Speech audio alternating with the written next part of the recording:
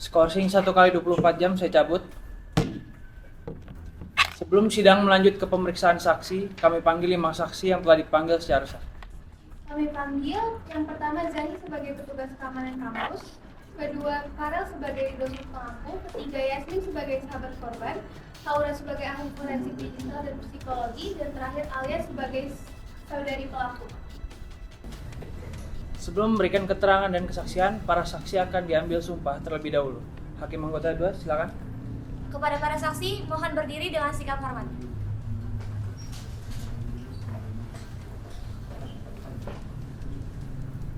Apakah para saksi bersedia disumpah menurut agama masing-masing? Bersedia. Silakan ikuti sumpah ini bersama-sama. Demi Allah saya bersumpah. Demi Allah saya bersumpah Bahwa saya akan memberikan keterangan bahwa saya akan memberikan keterangan yang sebenar-benarnya, yang sebenar-benarnya, tidak lain daripada yang sebenarnya. tidak lain daripada yang sebenarnya. Silakan duduk tempatnya masing-masing.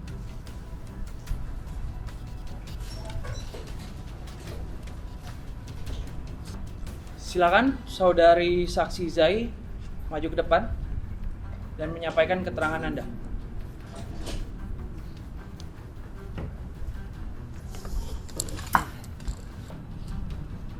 Malam itu ketika saya piket di gedung B sekitar jam 8 lewat, saya melihat 3 mahasiswa yang saya kenal sebagai Aka, Riko, dan Akyas.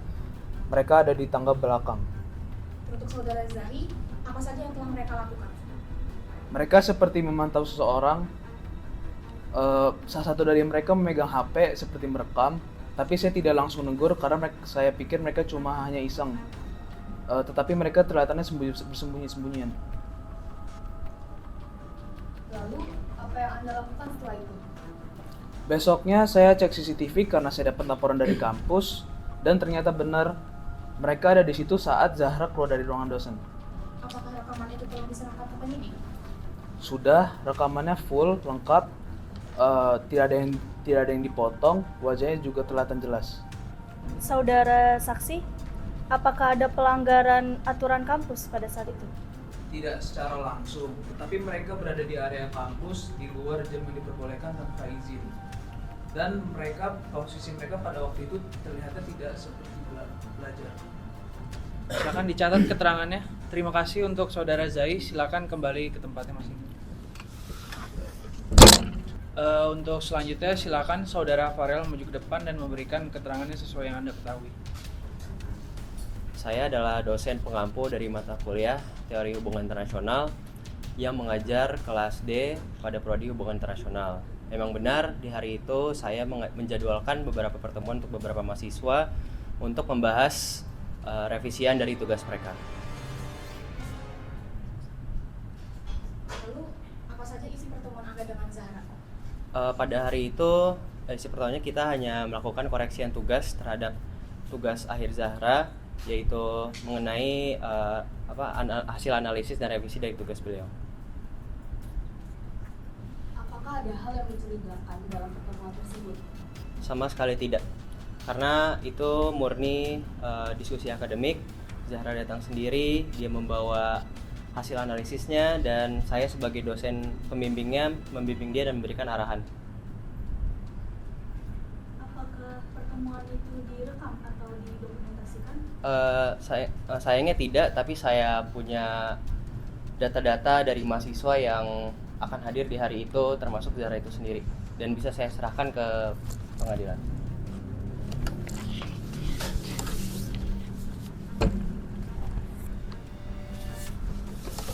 Baik, keterangan Anda dicatat. Terima kasih atas klarifikasi yang penting ini.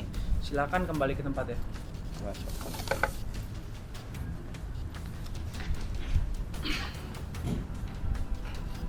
Untuk selanjutnya, saudari Yasmin, silakan maju ke depan dan berikan keterangan yang sebenar-benarnya.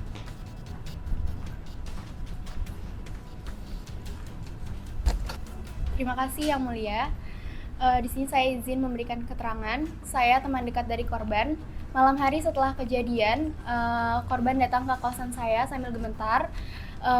Dia menunjukkan bahwa ada pesan ancaman yang dikirim beserta video saat ia keluar ruangan. Untuk saksi Yasmin, apa saja isi ancaman yang telah diterima oleh korban? Setahu saya, ancamannya berisi ketika Zahra tidak mau mengerjakan tugas THI, maka videonya akan disebar. Bagaimana sikap Zahra pada saat itu? Pada saat itu Zahra sangat ketakutan, dia nangis terus-menerus dan panik. Itu sih yang saya tahu. Lalu pada malam itu, apa yang Anda lakukan kepada korban Zahra? Pada malam itu saya berusaha menenangkan, dan setelah itu saya menemani Zahra ke ruang keamanan, memberi kesaksian dan mengumpulkan bukti-bukti yang ada. Apakah saudari yakin itu bukan hanya ancaman biasa? Kalau memang itu hanya ancaman akademik biasa, sudah seharusnya tidak membuat orang trauma. Zahra sampai ketakutan dan bahkan tidak mau masuk lagi ke kuliah. Saya memaksa dia untuk kembali lagi berkuliah. Terima kasih atas keterangan Anda. Saudari Yasmin, silakan kembali ke tempat Anda. Terima kasih. Yang Untuk selanjutnya, silakan Saudari Haura maju ke depan dan berikan keterangan sebagai ahli.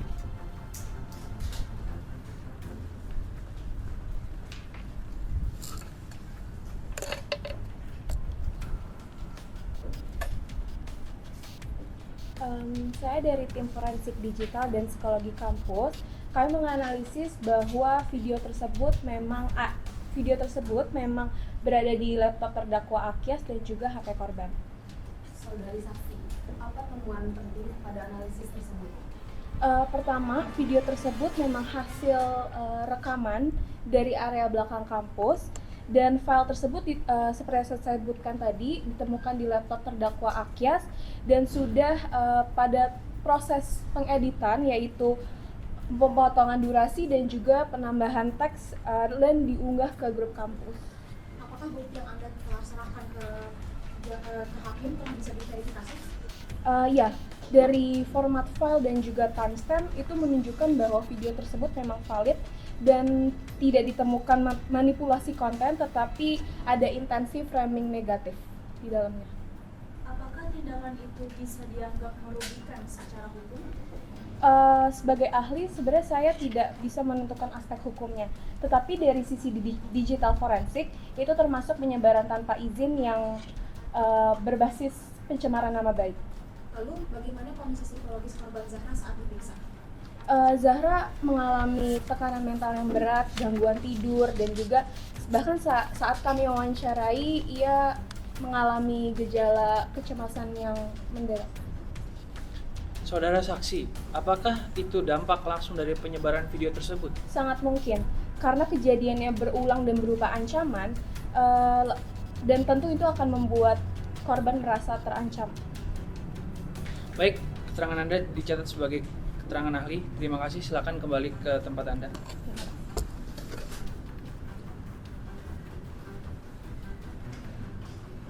Setelah mendengar keterangan dari para saksi, memeriksa bukti digital, dan mempertimbangkan pembelaan dari masing-masing penasihat hukum, maka majelis hakim memutuskan perkara sebagai berikut. Bahwa terdakwa Riko, Aka, dan Akyas secara sah dan meyakinkan telah melakukan 1. Perundungan secara verbal dan digital.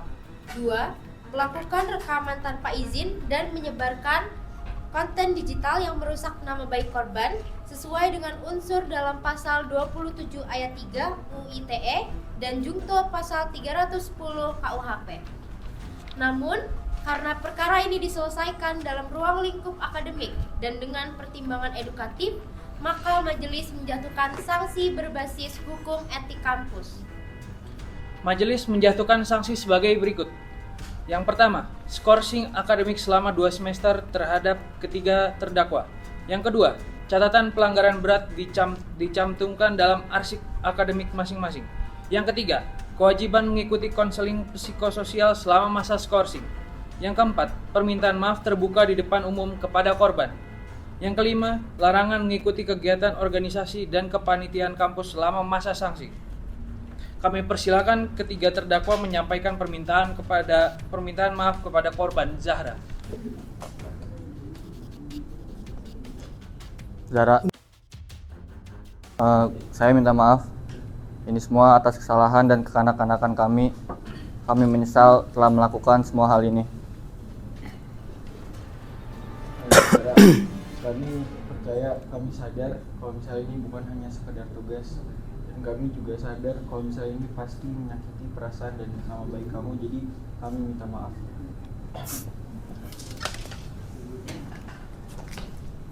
Saudara, saya minta maaf karena telah menyebarkan video itu, dan saya siap menerima konsekuensi dan siap bertanggung jawab atas apa yang saya lakukan. Kami semua memohon maaf sebesar-besarnya.